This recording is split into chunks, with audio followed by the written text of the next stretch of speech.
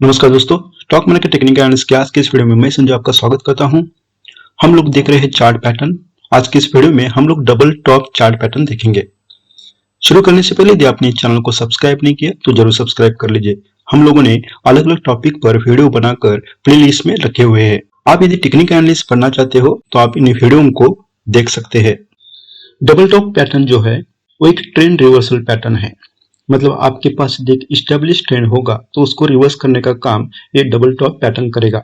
ये जो पैटर्न है वो आपको at the end of the up trend मिलेगा और मोस्ट प्रोबेबली आपको double top long term chart में daily time frame, weekly time frame और मंथली टाइम फ्रेम में मिलेंगे। जब डबल टॉप पैटर्न मिलता है वीकली चार्ट, डेली चार्ट या मंथली चार्ट में और वो कंफर्म हो जाता है तो आपको एक बड़े लॉन्ग टर्म डाउन ट्रेंड के लिए तैयार होना चाहिए। पर्टिकुलरली जब आपको वीकली और मंथली चार्ट में डबल टॉप मिलता है तो एक बड़ा अप ट्रेंड पूरी तरह से डिस्टर्ब होकर एक नया डाउन ट्रेंड चालू होने का चांसेस होता है।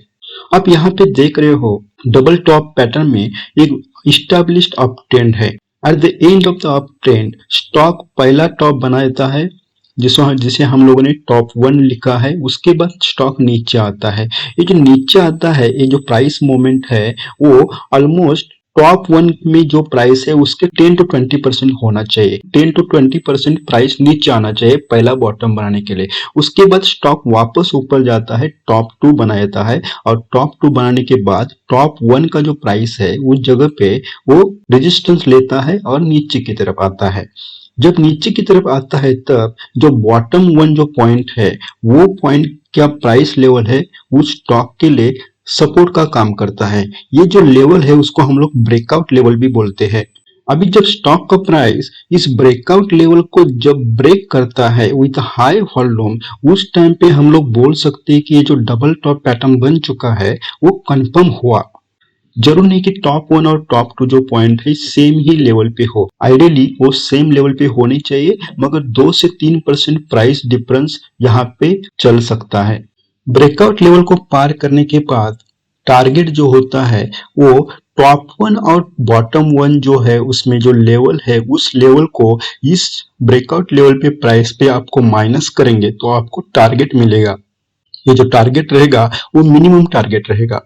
अब यहाँ पे मैंने रीटेस्टिंग दिखाया है। जनरली होता है क्या कि जब भी ब्रेकआउट लेवल को पार करके स्टॉक नीचे की तरफ आता है तो एक छोटा सा बाइंग प्रेशर मिलेगा स्टॉक में। स्टॉक ऊपर जाता है, ब्रेकआउट लेवल पे आता है, यहाँ पे रेजिस्टेंस लेकर वापस नीचे जाता है। जो लोग इस लेवल पे स्टॉक को सेल नहीं कर पाते उन लोगों के लिए एक नया अपॉर्चुनिटी रहता है स्टॉक से बाहर पड़ने का इस लेवल पे जब वो रीटेस्टिंग करता है। रीटेस्टिंग हर किसी पैटर्न में होने के चांसेस नहीं होते। कुछ जगह पे सेलर इतने एक्टिव होते हैं इस लेवल में कि रीटेस्टिंग का चांस नहीं मिलता।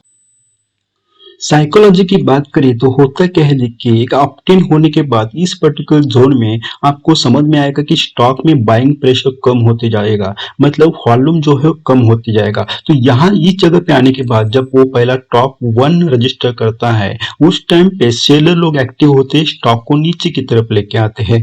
जब स्टॉक इस जगह पे आता है बॉटम 1 पॉइंट पे, यहाँ पे बायर और एक कोशिश करते हैं जो उनके लिए आखिरी कोशिश होता है, स्टॉक ऊपर की तरफ लेके जाते हैं। मगर आप यहाँ पे देखेंगे ये जो दूसरा टॉप बनाने की कोशिश होती है बायर लोगों की, वहां पे आपको वॉल्यूम बहुत कम मिलेगा।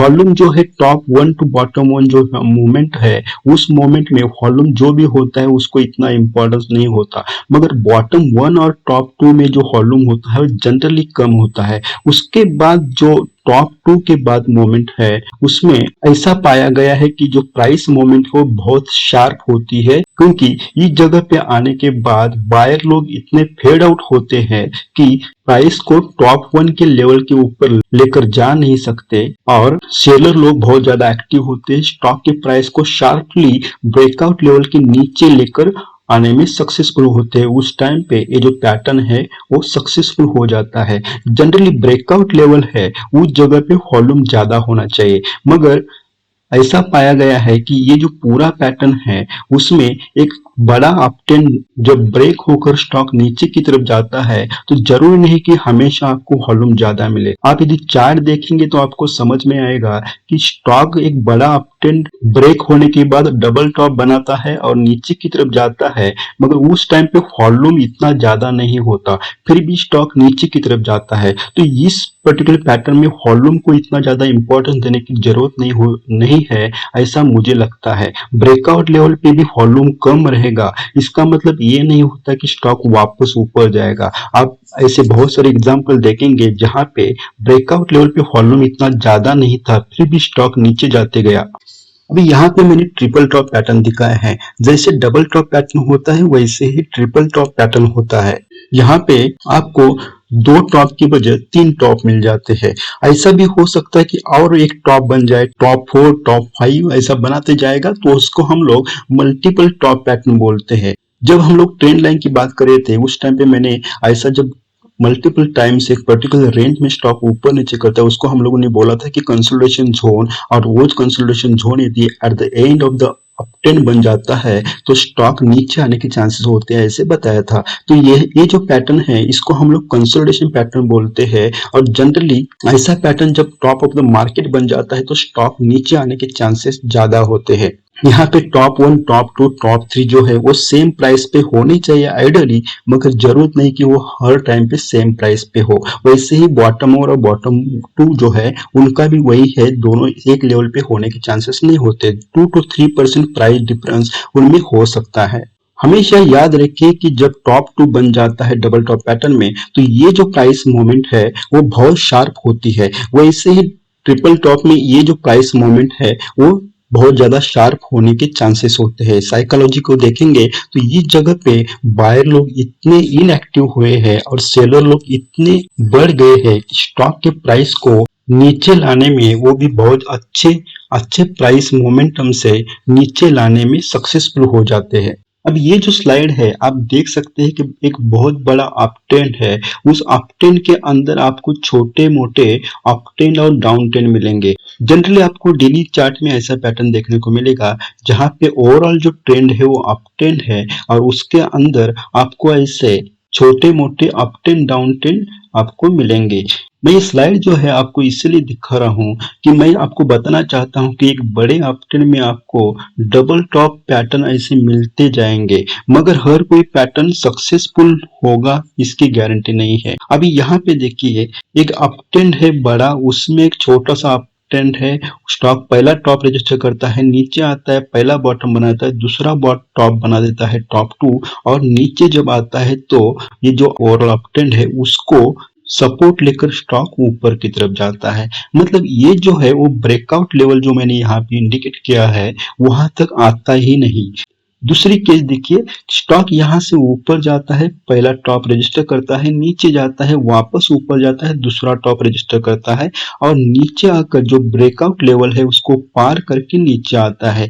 टारगेट जो होगा अचीव कर लेता है, मगर उसी टाइम पे ट्रेंड लाइन की जगह पे वापस सपोर्ट लेकर स्टॉक ऊपर जाता है। तो ये जो पर्टिकुलर पैटर्न है वो यम पैटर्न या डबल टॉप पैटर्न सक्सेसफुल हुआ है, कंफर्म हुआ है, और कंफर्म होने के बाद उसने अपना टारगेट भी अचीव किया। उसके बाद वापस ऊपर जाता है, एक टॉप बनाता है, नीचे आता है, बॉटम बनाता है, ऊपर जाके टॉप 2 बना के नीचे आता है। बॉटम पॉइंट का जो लेवल है, जो ब्रेकआउट लेवल है, उस जगह पे आता है जिस जगह पे उसको ट्रेंड लाइन का सपोर्ट मिलता है। तो ये जो ब्रेकआउट लेवल है, ब्रेकआउट लेवल के जगह पे ही उसको ट्रेंड लाइन का सपोर्ट मिला है, तो वो उसको ब्रेक नहीं कर पाता, वापस ऊपर जाता है, और इस जगह पे जो बड़ी ट्रेंड लाइन है उसको उसने ब्रेक किया है। आप ओवरऑल ट्रेंड देखेंगे उसमें किसी भी जगह पे प्राइस ने ट्रेंड लाइन को ब्रेक नहीं किया, मगर इस जगह पे पहली बार ब्रेक किया। तो आप यहाँ पे समझ सकते हैं कि ओवरऑल जो ट्रेंड है वो डिस्टर्ब होने जा रहा है, या ओवरऑल जो ट्रेंड है वो क्लोज होने पे आया है, और शायद उसके बाद डाउन ट्रेंड चालू होगा। ट्रेंड लाइन को ब्रेक करने के बाद नीचे आता है, वापस ऊपर जाता है। यहाँ पे कोशिश की जाती है बायर्स द्वारा, पहला टॉप पॉइंट बना है उसके ऊपर जाने की, मगर यहाँ पे वो सक्सेसफुल नहीं होते और स्टॉक नीचे की तरफ आता है। तो ये जो एग्जाम्पल था हाइपोथेटिकल एग्जाम्पल था जिसमें मुझे आपको दिखाना था कि मल्टीपल टॉप पैटर्न्स आपको एक बड़े अपट्रेंड में डेवलप होते हुए नजर आएंगे, उसमें से कुछ सक्सेसफुल होंगे और कुछ सक्सेसफुल नहीं होंगे। ऐसा पैटर्न आपको डेली चार्ट में मोस्ट प्रोबेबली देखने को मिलेगा। वीकली चार्ट में आपको या मंथली चार्ट में आपको ऐसे पैटर्न्स मतलब इंटरनली एक बड़े अपट्रेंड में ऐसे टॉप पैटर्न ज्यादा देखने को मिलेंगे नहीं। कुछ एग्जांपल देखते हैं हम लोग। यहाँ पे देखिए एक बड़ा अपट्रेंड है, अपट्रेंड के बाद पहला टॉप रजिस्टर किया, नीचे आया स्टॉक, दूसरा टॉप रजिस्टर किया, उसके बाद स्टॉक नीचे की तरफ गया। टॉप 1 और टॉप 2 में दोनों एक लेवल पे नहीं है, थोड़ा प्राइस में डिफरेंस चल सकता है। और यहाँ पे आप देख सकते हैं ये जो प्राइस डिफरेंस है, ये जो टॉप और बॉटम का जो ब्रेकआउट लेवल है उसमें और टॉप 2 में जो प्राइस डिफरेंस है उसको हम लोग इस जगह पे ब्रेकआउट होने के बाद आप उसको माइनस करेंगे प्राइस से तो आपको टारगेट ये कुछ मिलेगा। यहाँ पे आप देख सकते हैं कि मैंने आपको बोला था कि जब ब्रेकआउट करता है उस टाइम पे स्टॉक का जो वॉल्यूम होना चाहिए वो बड़ा होना चाहिए, मगर आप यहाँ पे देख सकते हैं वॉल्यूम जो है वो इतना ज्यादा नहीं है। तो जनरली क्या होता है कि बड़ा अपट्रेंड जो होता है उसको ब्रेक करने के बाद जरूरी नहीं कि आपको हमेशा वॉल्यूम मिले, और वॉल्यूम भी नहीं मिलता है तो इसका मतलब ये नहीं कि स्टॉक वापस अपट्रेंड में जाए। तो आपको हमेशा केयरफुल रहना चाहिए इस पर्टिकुलर पैटर्न में। यहाँ पे देखिए एक डेली चार्ट है, एक अपट्रेंड है, उसके बाद पहला टॉप बनाया, दूसरा टॉप बनाया, वापस ऊपर गया। यहाँ पे छोटा सा एक डब्ल्यू पैटर्न जो है जिसको हम लोग डबल बॉटम पैटर्न बोलते हैं ये बना दिया है with in the top pattern, और उसके बाद ऊपर जाके दूसरा टॉप रजिस्टर किया और उसके बाद देखिए प्राइस का मूवमेंट कैसे शार्प हुआ है। यहाँ पे जो डबल टॉप पैटर्न है अभी तक कंफर्म नहीं हुआ क्योंकि जो ब्रेकआउट लेवल है उसको उसने ब्रेक नहीं किया। यहाँ पे आप देखेंगे तो ये जो शैडो है बहुत बड़ी बन चुकी है। कंफ्यूजन हो सकता है कि आपको ब्रेकआउट लेवल कौन से लेवल पे कंसीडर करना है। एक अप्रोक्सीमेट लेवल पे आपको क्लोजिंग लेवल पे क्लोजिंग प्राइस जो है उसी लेवल पे आपको ब्रेकआउट लेवल निकालना है, आपको शैडो जो है उसको कंसीडर करने की जरूरत नहीं है। यहाँ देखिए एक दूसरा चार्ट है, वीकली चार्ट है। यहाँ पे आप देखेंगे एक वीकली चार्ट में एक बड़ा अपट्रेंड होने के बाद पहला टॉप रजिस्टर करता है, स्टॉक नीचे आता है, बाद में ऊपर जाता है, डबल टॉप बनाता है, इसी लेवल पे अप्रोक्सीमेटली ऑलमोस्ट उसी लेवल पे टॉप 2 बनाकर नीचे की तरफ आता है।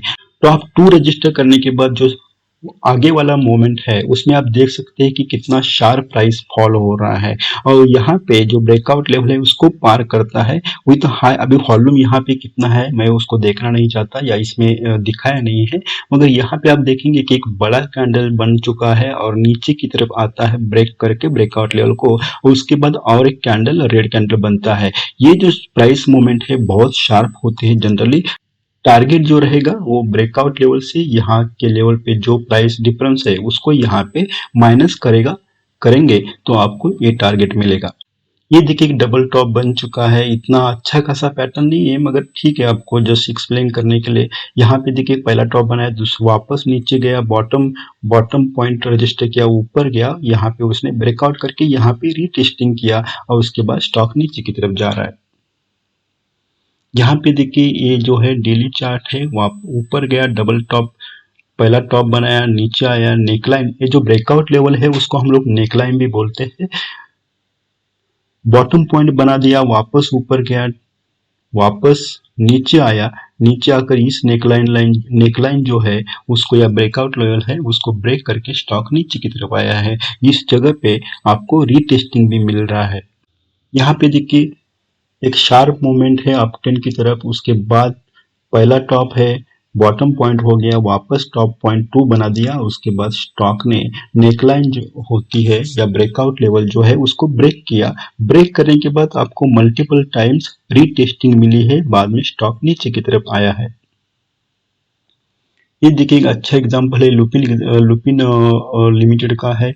वीकली चार्ट है, पहला टॉप बनाया एक बड़े अपट्रेंड के बाद, नीचे आया, 2-3 बार बॉटम पॉइंट्स बना दिया, वापस ऊपर गया, टॉप 2 पॉइंट बना दिया और नीचे की तरफ आकर यहाँ पे देखिए एक बड़ी कैंडल बनाकर ये जो बॉटम पॉइंट है, बॉटम लेवल है उसको ब्रेक किया। यहाँ पे मैंने दिखाया है कि जो नीचे वाला जो ब्रेकआउट लेवल है वो शैडो के पॉइंट पे दिखा है, मगर यहाँ पे इस जगह पे आप निकाल सकते हो ब्रेकआउट लेवल। इन प्राइस के डिफरेंस जो रहेगा वो जो है वो मिनिमम आपका टारगेट रहेगा इस जगह पे ब्रेकआउट होने के बाद।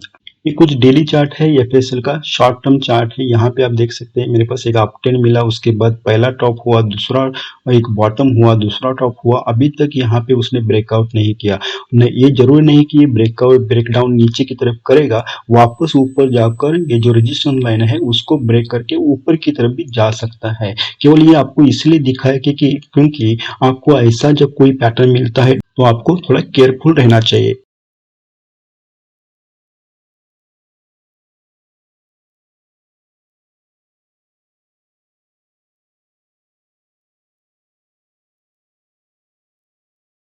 तो आज की इस वीडियो में इतना ही। मैं आशा करता हूँ कि आपको जो कुछ बताया गया वो समझ में आया होगा। यदि आपको कुछ समझ में नहीं आता है तो आप कमेंट करके बता सकते हैं। मैं आपके डाउट्स क्लेरिफाई करने की कोशिश करूंगा।